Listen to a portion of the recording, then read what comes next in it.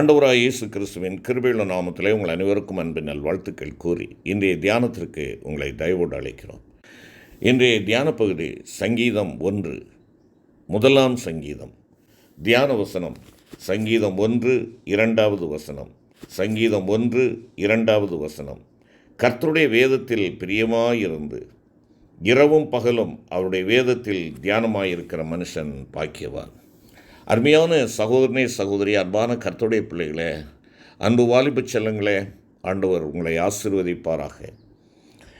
இந்த புதிய கல்வி ஆண்டில் மற்றொரு காரியத்தை நான் உங்களோடு பகிர்ந்து கொள்ள விரும்புகிறேன்.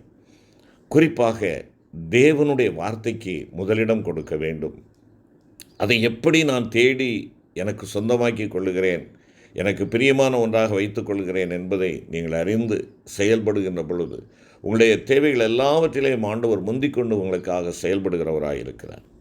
செடி கொடிகளும் பூக்களும் நிறைந்திருந்த அழகிய தோட்டம் ஒன்றிலே கொஞ்ச நேரம் செலவழித்த ஒருவர் தன்னுடைய கருத்தை கவர்ந்த 3 காட்சிகளை பின்வருமாறு அவர் அங்கே சித்தரித்து காட்டுகிறார்.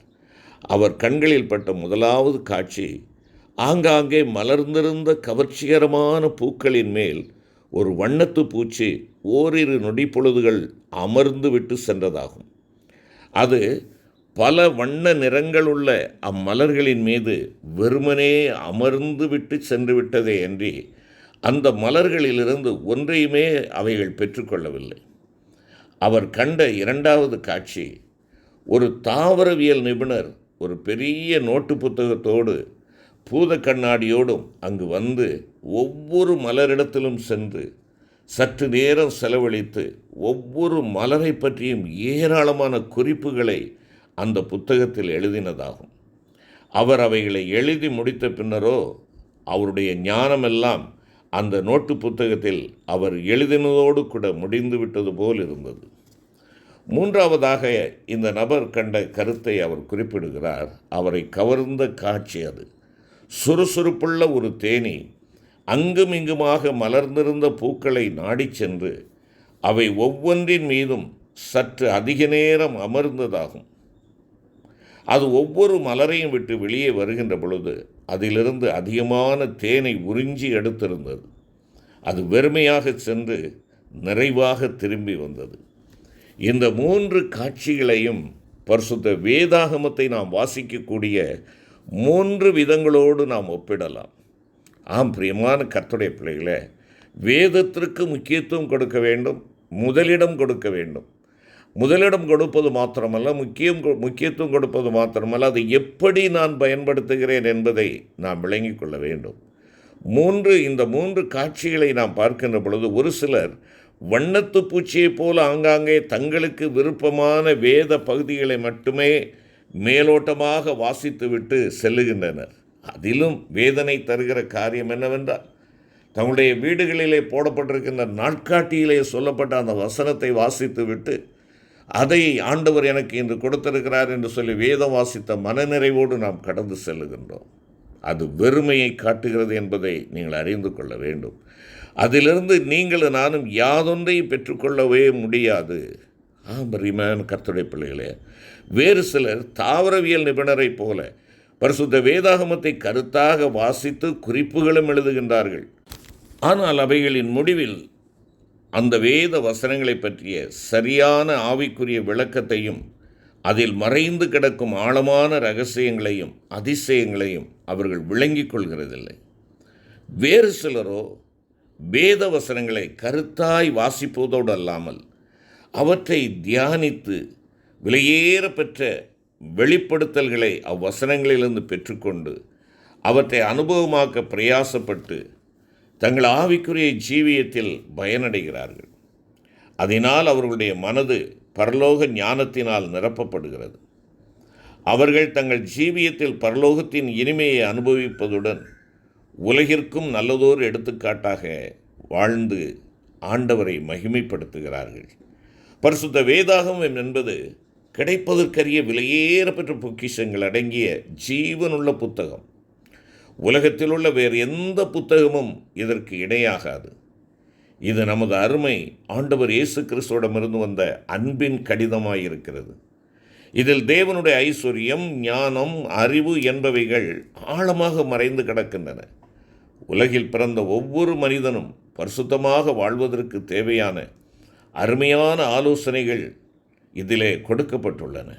அருமையான கர்த்தருடைய பிள்ளையே, இந்த உலக வாழ்க்கைக்கு பின்பாக உள்ள ஒரு வாழ்க்கை உண்டு என்பதையும் அந்த நித்தியத்தை பற்றியும் பரிசுத்த வேதாகமம் மிக அழகாக எடுத்துரைக்கிறது. இதிலே கூறப்பட்டுள்ள ஒவ்வொரு வசனமும் ஆவியாயும் ஜீவனாயும் இருக்கிறது.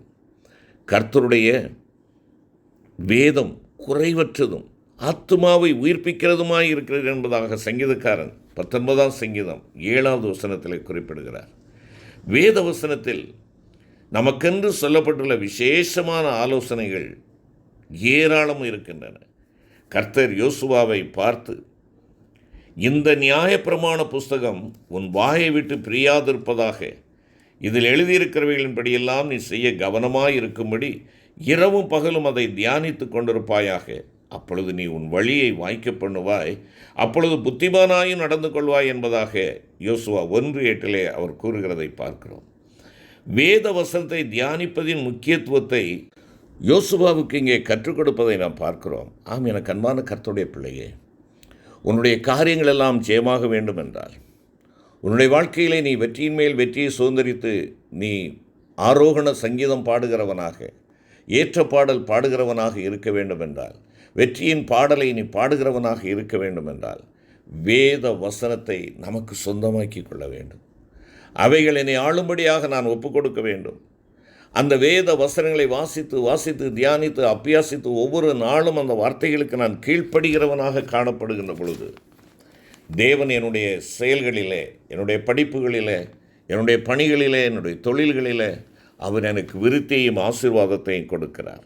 அதைத்தான் சங்கீதம் 1 நாம் பார்க்கிறோம். அவன் நீர்க்கால்களின் ஓரமாய் நடப்பட்டு தன் காலத்தில் தன் கனியை தந்து இலையுதிராதிருக்கிற மரத்தை போல் இருப்பான். ஆம், நீ பசுமையாயிருப்பாய், வாடாத மரமாயிருப்பாய், தாகமற்றவனாய் நீ இருப்பாய், இலையுதிராதிருக்கிற ஆசீர்வாதத்தை பெற்றவனாய் நீ இருப்பாய். நீ கையிட்டு செய்வதெல்லாம் வாய்க்கும், நீ தொட்டதெல்லாம் தொலங்கும் என்பதாக சொல்லுகிறார். தேவ பிள்ளையே, வேதாகமத்தை நீ எப்படி வாசிக்கிறாய்? நீ எப்படி வாசிக்கிறாய்? சங்கீதக்காரனாகிய தாவீதும் தன்னுடைய முதல் சங்கீதத்தில் எத்தனை குறிப்பிடுகிறார்? வேத வசனங்களில் இரவும் பகலும் தியானமாக இருக்க வேண்டும் என்றும், அப்படி செய்கிறவர்கள் தான் ஆசீர்வதிக்கப்பட்டவர்கள் என்றும் கூறுகிறார் அல்லவா? வேத வசனங்களை தியானிப்பதை தாவீது தன்னுடைய வாழ்க்கையின் அனுபவமாக்கி இருந்தான் என்பதை ஏராளமான வார்த்தைகளின் மூலமாக நாம் கண்டுகொள்ள முடியும். குறிப்பாக சங்கீதம் 55, 17, 119, 15, 23, 45, 48, 78 மற்றும் 148 வசனங்களிலே நீங்கள் அதை வாசியுங்கள். அதனால் கர்த்தர் அவனை கனப்படுத்தி உயர்த்தினார். தாவீது உயர்த்தப்படுவதற்கு காரணம் தன்னுடைய ஜீவியத்திலே வேத வசனங்களை அனுபவமாக்கி இருந்தார். வேத பாரகனாகிய எஸ்ராவை குறித்து நாம் வேதத்திலே பார்க்கின்ற பொழுது, எஸ்ரா வேதத்தை ஆராயவும் அதன்படி செய்யவும் தன் இருதயத்தை பக்குவப்படுத்தி இருந்தான் என்பதாக நாம் வாசிக்கின்றோம். பிரியமான கர்த்தருடைய பிள்ளையே, அதனால் கர்த்தருடைய கரம் அவனோடு இருந்தது என்பதாக எஸ்ரா 7ஆம் அதிகாரம் 10 மற்றும் 28வது வசனத்திலே நாம் வாசிக்கிறோம். பெரோயா பட்டணத்தார் மனோவாஞ்சையாய் வசனத்தை ஏற்றுக்கொண்டு தினந்தோறும் வேத வாக்கியங்களை ஆராய்ந்து பார்த்ததினால் நற்குணசாலிகளாய் திகழ்ந்தார்கள் என்பதாக அப்போஸ்தலர் 17:11 சொல்லுகிறது. அருமையான தேவருடைய பிள்ளையே, வேதாகமத்தின் ஒவ்வொரு வசனத்தையும் வாசித்து தியானித்து அதிலிருந்து உன்னுடைய தனிப்பட்ட வாழ்க்கைக்கு தேவையான உன்னதமான வெளிப்படுத்தல்களை பெற்று அனுதினமும் அதை நீயும் நானும் நம்முடைய மனதிலையும் இருதயத்திலையும் காத்துக்கொள்ள வேண்டும். அப்பொழுது மாத்திரமே நாம் நம்முடைய வழியை பரிசுத்தமாக பாதுகாக்க முடியும். வாலிபன் தன் வழியை எதனால் சுத்தம் பண்ணுவான்? வசனத்தின்படி தன்னை காத்துக்கொள்கிறதுனால் தானே என்று கூறப்பட்டுள்ளதே. கர்த்தருக்கு விரோதமாய் பாவம் செய்யாதபடி வேத வசனம் உன் இருதயத்தில் வைக்கப்பட வேண்டும். அப்பொழுது உன் நடைகளில் ஒன்றும் பிசகுவதில்லை என்பதாக சங்கீதம் 37:31 சொல்லுகிறது. வசனமாகிய வித்து உனக்குள் தரித்திருக்க வேண்டும். தேவ வசனம் உன்னில் நிலைத்திருந்தால் மட்டுமே நீ பொல்லாங்கனை ஜெயிக்க முடியும். ஆண்டவராய் இயேசு பிசாசினால் சோதிக்கப்பட்ட பொழுது திருவசனத்தை கொண்டல்லவா அவனை ஜெயித்தார். நீ ஆவிக்குரிய ஜீவியத்தில் வளரும்படி திருவசனமாகிய களங்கமில்லாத ஞானப்பாலின் மேல் வாஞ்சையாயிருப்பாயா? நாள் முழுதும் வேதமே உன் தியானமாக இருக்கட்டும். நீ தினந்தோறு வேதத்தை வாசி, தியானி, அப்பியாசி. அதற்கு பின்பாக உன்னுடைய உலக பிரகாரமான கல்விகளுக்காக நீ கடந்து செல். உலக பிரகாரமான பணிக்கு நீ கடந்து செல். உலக பிரகாரமான தொழிலுக்கு கடந்து செல். நீ ஆசீர்வதிக்கப்பட்டவனாய் இருப்பாய். செபிப்போம். கிருபை நிறைந்த ஆண்டவரே, உம்முடைய சத்திய வசனம் என் கால்களுக்கு தீபமும் பாதைக்கு வெளிச்சமாக இருக்கும்படி நீர் கொடுத்திருக்கிறேன். அந்த வசனம் என்னை பேதையாகி என்னை ஞானியாக்கும்படியாக, என்னை பரிசுத்தப்படுத்தும்படியாக, என்னை தேறினவனாக்கும்படியாக நீர் கொடுத்திருக்கிறீர். அந்த வேதத்தை உள்ளார்வத்தோடு உள்மனதோடு ஆண்டவரே நான் ஆசையோடும் வாஞ்சையோடும் வாசித்து தியானித்து அதிலே மனமகிழ்ச்சியாக இருக்க ஆண்டவர் ஒவ்வொரு நாளும் எனக்கு பலத்தை கட்டளையிட்டறணும்.